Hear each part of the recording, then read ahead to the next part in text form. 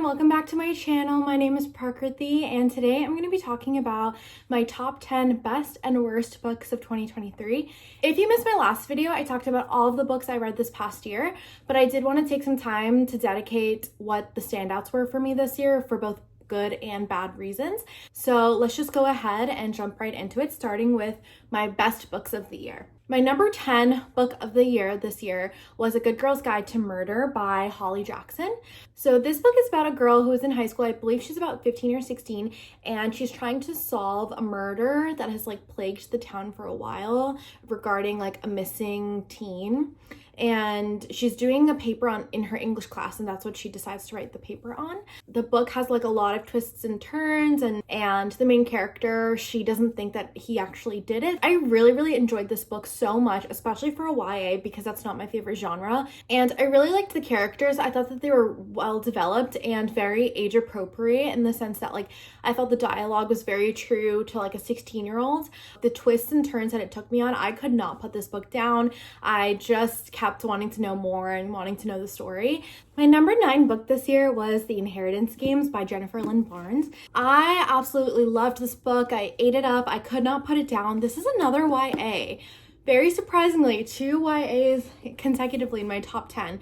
This was, again, just super fast paced. It's about this girl, Avery, basically inherits a $1 billion fortune from this grandfather that recently passed away that she's never met or she's not related to. She meets the rest of the families, particularly the brothers, who all think that she's stolen the money from them because they don't understand why he would leave all of his money for her.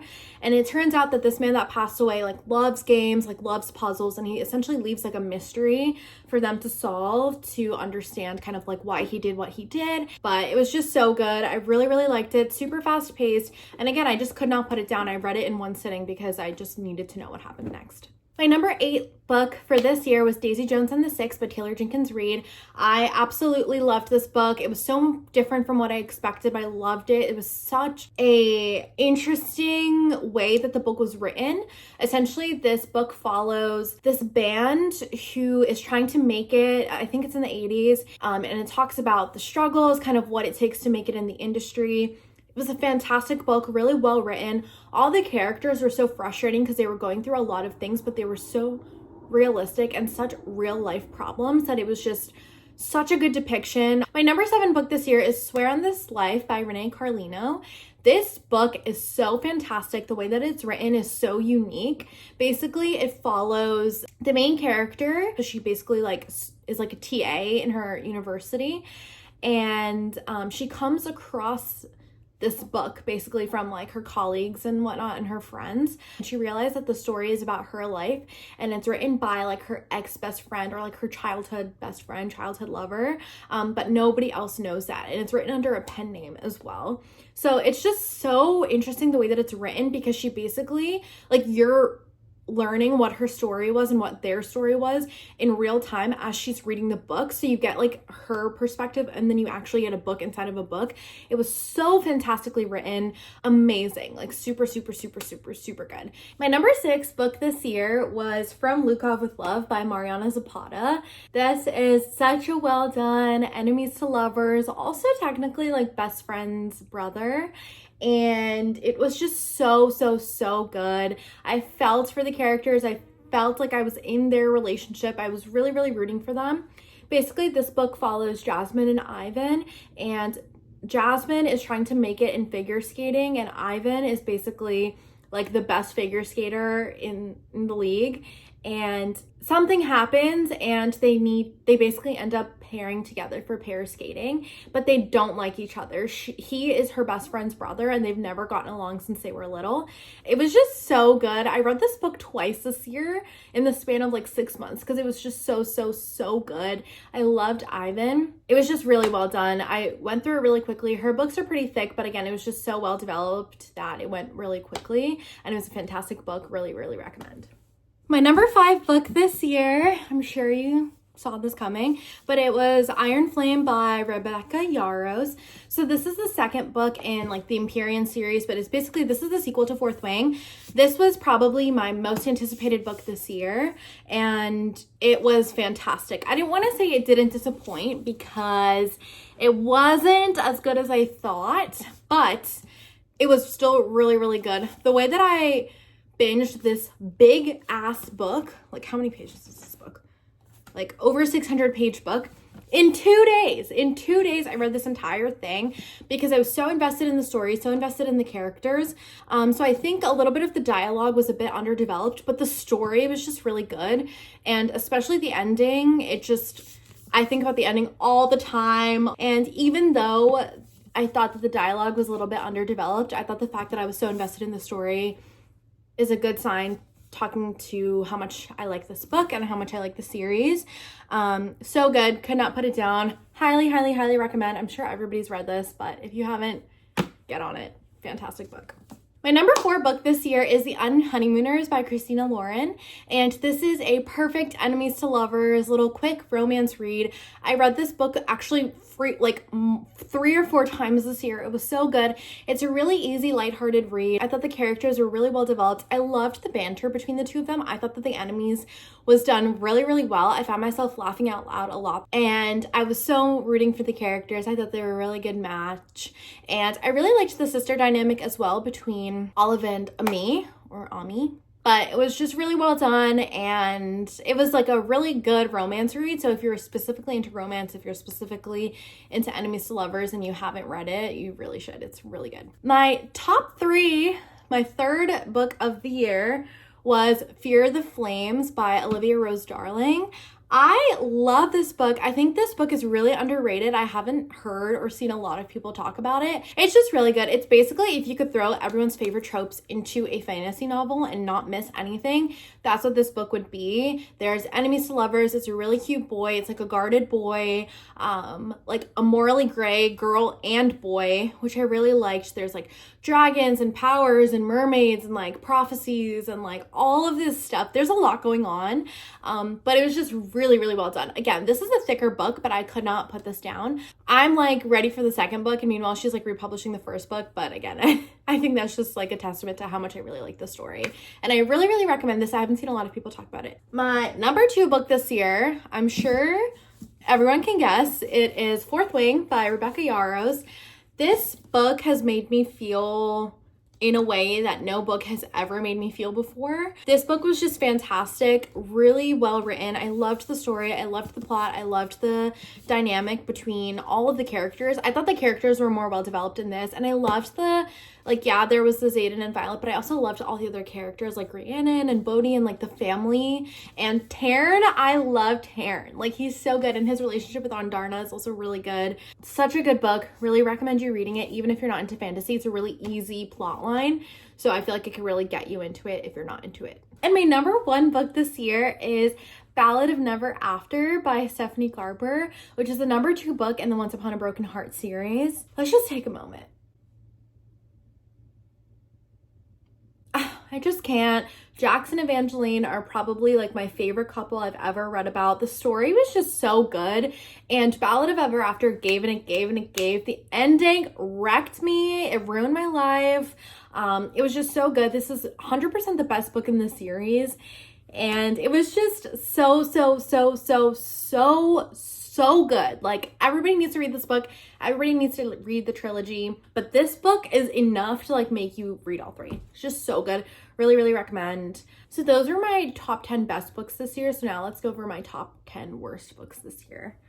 Starting at number 10 is The Worst Kind of Promise by Celeste Byers. This book is just horrible. I think it's in a duology. This book was just horrible, man. These characters were so bad. There was like really bad angst. I was not rooting for them.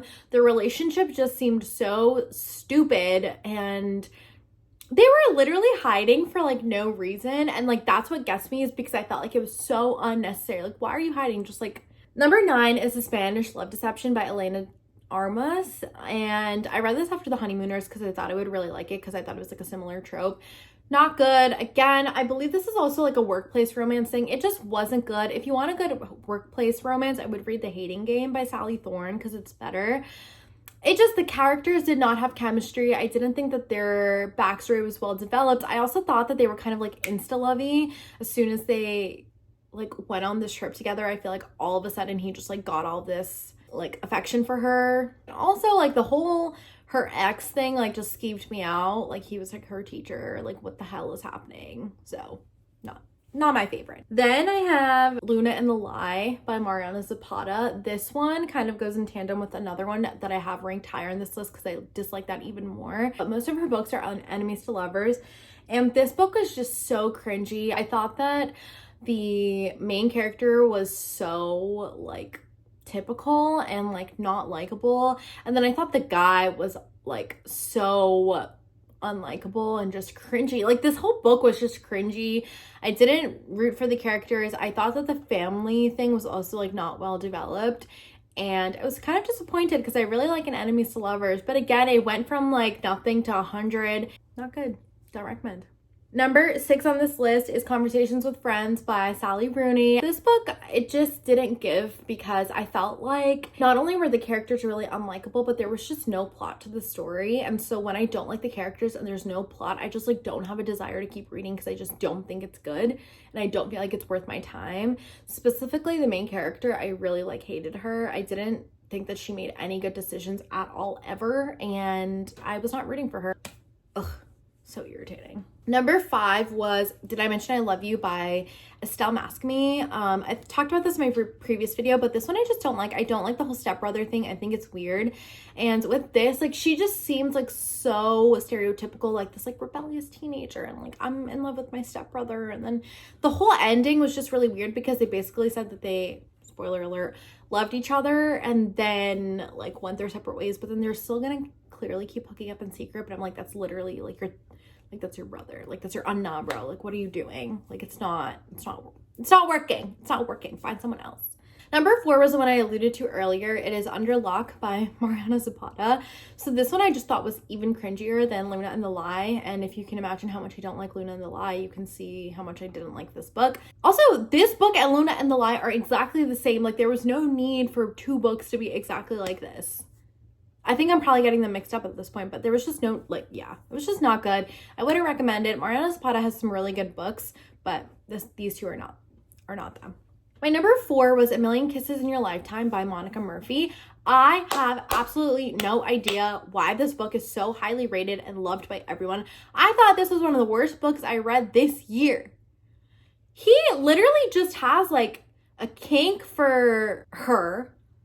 And like this whole innocent thing, like it was just like horrible. He clearly just has like a fetish with the fact that she's like pure and like a good girl, and like, oh my god, it was just so bad. Like, it was just so bad. Also, the dad has like a really weird relationship with the girl. What is going on? Like, that is like not normal. My number 2 worst book this year was In a Jam by Kate Canterbury. I could not even finish this book with how bad it was.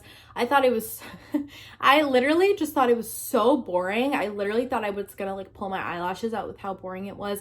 The characters had no chemistry. It was just so bad. It was so boring that I just could not finish it. And this is another one that again has like really high ratings, and I cannot for the life of me understand why. And my number 1 worst book this year was 99% Mine by Sally Thorne. Oh my god, the way that I loathe this book. I think I'm actually gonna get angry talking about it.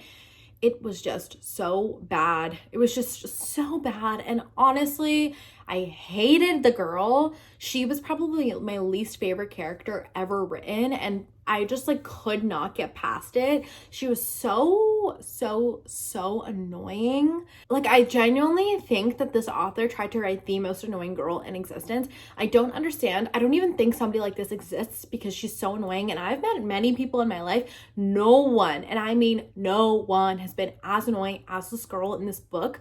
Oh my god.